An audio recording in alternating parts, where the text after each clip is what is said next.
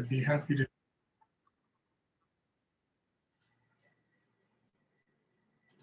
The questions and answers will be here for all posterity to listen to. Does anyone have a question they would like to ask?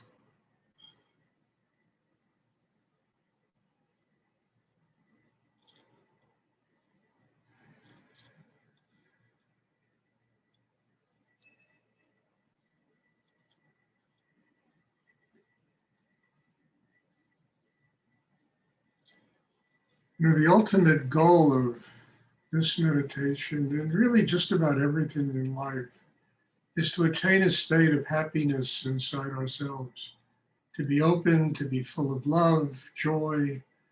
You know, I mean, I said it many times, I'll say it again. Happy people are truly enlightened people. People that can live every day with their hearts open, that have forgiveness and compassion for the sufferings of other people.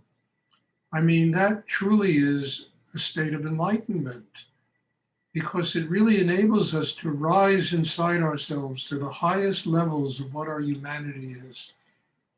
And that really is the goal, you know, to build ourselves as human beings and to become, through doing that kind of work, a child of God living on the planet. How could you be a child of God if your whole system is full of negative energy? So when the heart opens, there's joy inside, there's love inside, we evolve. We become something of a much higher nature than the ordinary way that most people live. In order to do this, the mind has to be quiet, the emotions have to be quiet. We have to master all the chaos inside ourselves. And by mastering that chaos, we allow ourselves to truly keep the heart open and to experience that state of ananda, that state of love, that state of joy, happiness, which is so essential if we're going to truly evolve and become the human being we're supposed to be on the earth. Much more important than, you know, money and power and all this stuff, you know, because it goes nowhere but the grave, all that stuff. Not that we shouldn't have money and success, we should.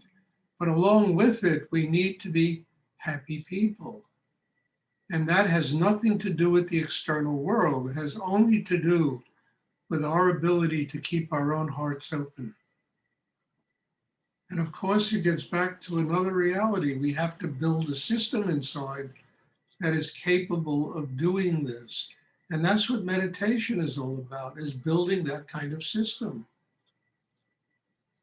It's a craft that we use to learn how to build an inner life that is strong enough to do the one thing that everybody wants, and that's just to be a happy person living on this planet. Does anyone have a question they would like to ask? I hope it's clear what I'm talking about. Because, you know, I'm not a theologist, I don't teach religion, I don't teach anything. I mean, a lot of it's connected to ancient religions, but I don't teach that. What I teach is a technique that enables a human being to do what I've just been talking about. And then all the rest of it comes. It doesn't matter what your background is or what your religious beliefs are. You don't have to have any religious beliefs. It all comes. This opening comes when the heart is open, there's joy, there's love. And we begin to see a whole different kind of reality in the world. And that reality is essential because it allows us, as I said before, to be a child of God, the child of infinite energy in the universe living here and being guided by that energy. Does anyone have a question they would like to ask?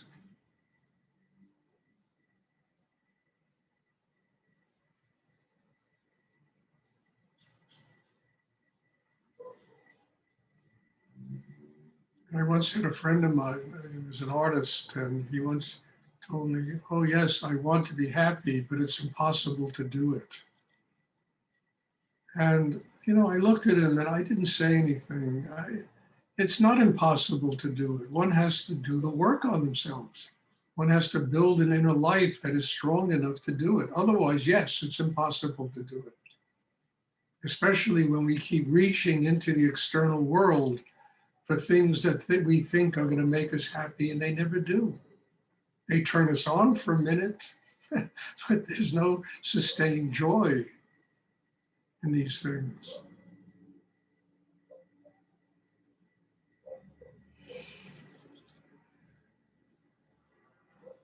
Does anyone have a question they would like to ask?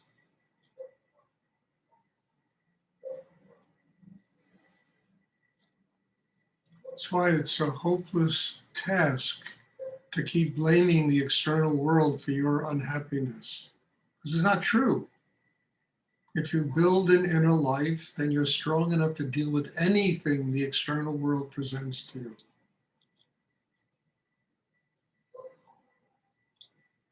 And what we see outside is always a manifestation of positive and negative.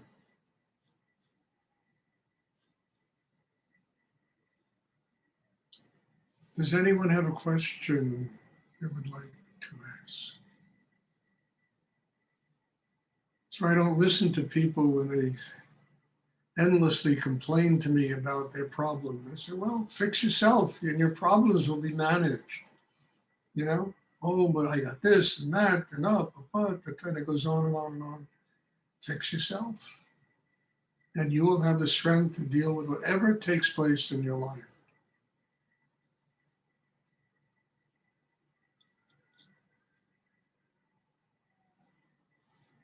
Okay, if there are no questions, then, there'll be a meditation on Thursday. And God bless you all. And as I always tell you, I'm so grateful that people attend these classes. Most of you live in Israel, you live very far from me in Norway, all kinds of places, And, but I'm going to start after Saturday, because my daughter and her boyfriend have found an apartment, and it really frees me up to have started having in-person classes here where I live. And I know that's not easy for somebody from Brazil to attend the class, but I'm going to be doing that. And I'm going to have in class at least 4 days a week, not at a specific time. I will settle that with people. And, if you ever decide you want to come to America, you're all welcome to attend. So God bless you all and thank you. And that's the first step to me, finding a place where I can kind of run a center, with regular in-person classes and teaching people. So God bless you all. Thank you. And in all humility, I'm very grateful for these classes because I need them for my growth. And whether it's one person that comes or 30 or 40 people that comes, you understand that person or those 40 people, they represent an opportunity for me to do very deep spiritual work. And I need that for my life. And I'm very grateful for people that attend the classes. If people stop attending, I just take their name off the list. That's all. And because, I just need kind of a commitment from people. I need it for my growth, and you all need it for your growth. So God bless you. Thank you. And hopefully I'll see everybody on Thursday. Thank you too. You're welcome.